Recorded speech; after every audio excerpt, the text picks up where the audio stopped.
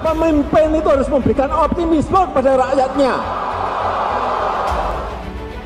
Perasaan ini harus sama. Kita harus ngerti ini. Jangan biasa-biasa saja. Jangan linier. Jangan menganggap ini normal. Lah ini yang senang impor ini yang bukan saya cari, udah ketemulah siapa yang senang impor, udah ngerti saya. Hati-hati, kamu hati-hati, saya ikuti kan. Saya jengkelnya di situ. Ini apa nggak punya perasaan? Suasana krisis. Di area ini kalau masih ada yang main-main, saya gigit sendiri. Lewat cara saya. Entah langkah-langkah politik, entah langkah-langkah kepemerintahan akan saya buka. Langkah apapun yang ekstraordinari akan saya lakukan. Bisa aja membubarkan lembaga, bisa aja reshuffle, asal untuk rakyat, asal untuk negara. Saya pertaruhkan reputasi politik saya. Joko Widodo, Presiden kalem dan berbahaya. Saya juga tidak akan memberikan toleransi kepada aparat hukum yang kerjaannya hanya menakut-nakuti dan mengganggu inovasi, yang kerjaannya justru memeras birokrat dan pejabat. Saya akan perintahkan nanti entah ke Kapolri, entah ke Pak Jaksa Agung, tolong cek, langsung copot, pecat, itu aja udah.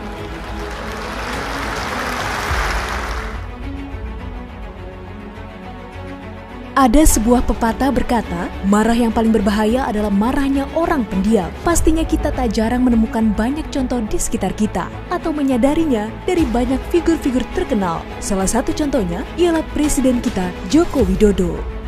Memang sih, Pak Jokowi bukan sosok yang benar-benar pendiam, karena di sisi lain, dirinya juga adalah orang yang cukup humoris. Namun, jika kita melihat pembawaannya yang cukup kalem, tenang, dan tak banyak omong, bisa dong ya Pak Presiden dikategorikan pendiam? Lalu apa hubungannya dengan pepatah tadi? Sangat besar hubungannya. Orang biasa yang marah saja kita segan, apalagi seorang Jokowi, orang nomor 1 di Republik ini. Tapi marahnya Jokowi adalah sebuah strategi yang bagus. Jokowi lebih kalem, namun berbahaya juga. Marahnya Jokowi hanya di saat-saat genting. Inilah pertanda bagi siapapun yang menjadi objek kemarahan Jokowi agar berhati-hati. Posisinya di ambang bahaya. Sekali Jokowi marah, artinya kartu kuning sudah diberikan. Berikut kita ulas kembali momen-momen ketegasannya selama menjabat sebagai presiden yang sudah pasti memberikan efek yang besar bagi negara ini. Ancam reshuffle menteri yang biasa saja hadapi krisis akibat corona. Yang belum lama terjadi dan cukup menggemparkan ialah kemarahan Presiden Jokowi kepada para menterinya saat membuka sidang kabinet di Istana Kepresidenan pada Juni 2020 lalu. Perasaan ini tolong sama. Kita harus sama perasaannya. Kalau ada yang berbeda satu saja sudah berbahaya. Jokowi sudah bicara keras sejak awal menegur menteri yang tidak punya sense of crisis di masa pandemi corona. Jokowi juga mengutip data yang memprediksi pertumbuhan ekonomi bisa minus akibat pandemi COVID-19. Growth, pertumbuhan ekonomi dunia terkontraksi 6, bisa sampai ke 7,6%. 6 sampai 7,6% minusnya. Bank Dunia menyampaikan bisa minus 5%. Perasaan ini harus sama. Tindakan-tindakan kita, keputusan-keputusan kita, kebijakan-kebijakan kita. Suasana adalah harus suasana krisis. Jangan kebijakan yang biasa-biasa saja. Menganggap ini sebuah kenormalan. Apa-apaan ini? Bahkan, ia mengancam akan membubarkan lembaga atau mencopot menteri yang kinerjanya dinilai biasa-biasa saja menghadapi pandemi corona. Tak hanya itu, Presiden Jokowi juga menyinggung sistem bekerja dari rumah atau work from home yang dilakukan selama ini justru tampak seperti cuti.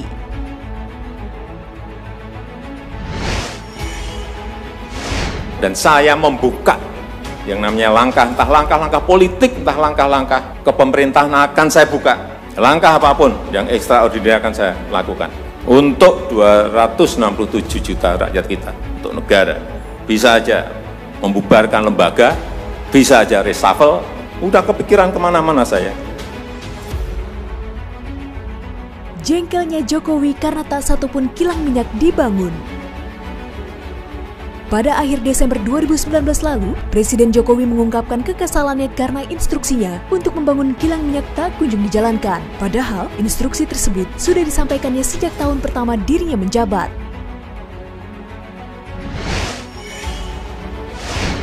Sehingga saya sampaikan, sebetulnya saat pelantikan, habis pelantikan yang pertama itu saya sampaikan, saya minta kilang ini segera dibangun. Tapi sampai detik ini, dari 5 yang ingin kita kerjakan, 1 pun nggak ada yang berjalan. Untuk itu, dalam pembangunan kilang minyak kali ini, dirinya menugaskan Kapolri, Jaksa Agung, hingga KPK untuk turut membantunya mengawasi pembangunan kilang minyak.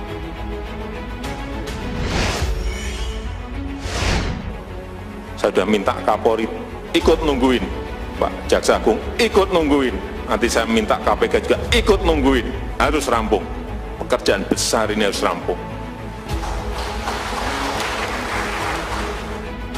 Pembangunan kilang minyak sendiri ditujukan agar Indonesia tak lagi impor migas, karena melalui celah impor migas inilah yang dimanfaatkan para mafia.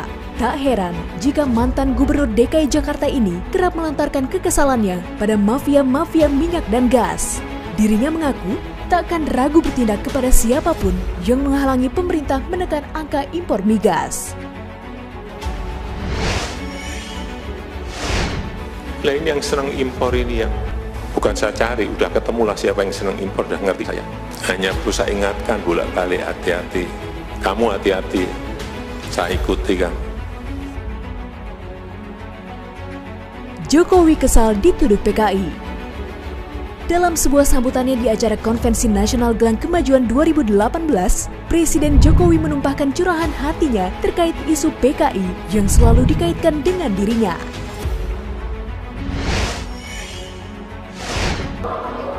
Ini isu-isu apa-apaan, nggak beradab seperti itu. Bagaimana tidak kesal pada tahun 1965 ketika PKI dibubarkan, dirinya baru berumur 3 tahun. Jelas saja, tuduhan-tuduhan yang dilancarkan pada Jokowi kerap tidak masuk akal.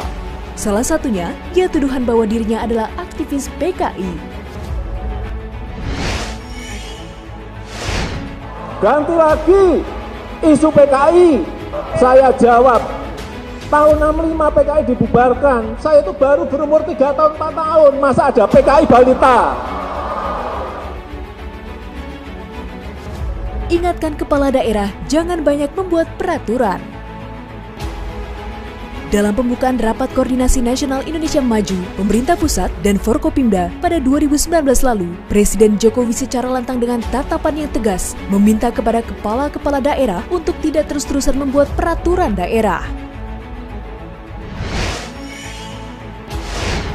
Ketua DPRD Provinsi, Kabupaten, dan Kota, serta juga Gubernur, Bupati, dan Wali Kota. Jangan banyak-banyak membuat perda. Jangan banyak-banyak membuat pergub. Jangan banyak-banyak membuat perbub, Bupati.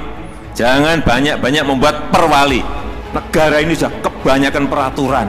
Dan negara kita ini bukan negara peraturan. Kita tahu bahwa Jokowi paling benci terhadap oknum-oknum yang membebani masyarakat, apalagi dengan banyaknya perda membuat para investor urung menanamkan modal di Indonesia. Padahal, semua investor membutuhkan kecepatan dalam pengurusan usaha. Hati-hati, stop itu udah. Dikit-dikit diatur, dikit diatur. Akhirnya apa? Kecepatan kita dalam bergerak, kecepatan kita dalam memutuskan terhadap perubahan-perubahan yang ada menjadi tidak cepat. Pada sekarang negara sebesar apapun pengennya fleksibel, cepat merespons setiap perubahan. Jokowi marah karena Indonesia disebut akan bubar pada 2030. Mereka sudah bikin kajian-kajian di mana Republik Indonesia sudah dinyatakan tidak ada lagi tahun 2030. Boom! Mereka ramalkan kita ini bubar. Masih ingat dengan pernyataan Prabowo yang menyebut bahwa Indonesia akan bubar pada tahun 2030? Ternyata dibalas Jokowi loh. Dengan menggebu-gebu, Jokowi mengungkapkan bahwa pemimpin harus berada di depan saat rintangan datang dan bukan menyebarkan pesimisme.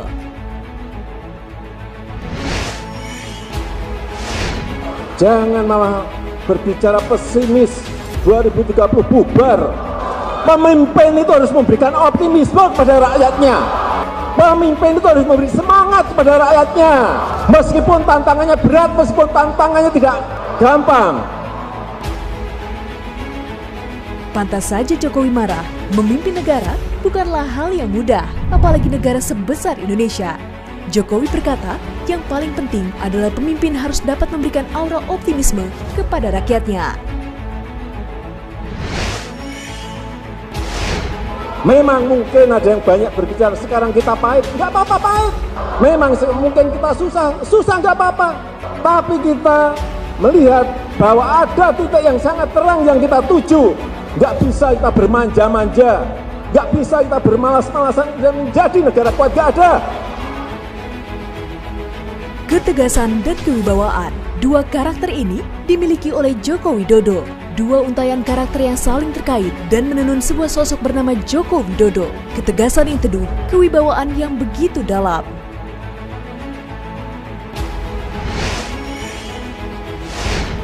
Asal untuk rakyat, asal untuk negara. Saya pertaruhkan reputasi politik saya.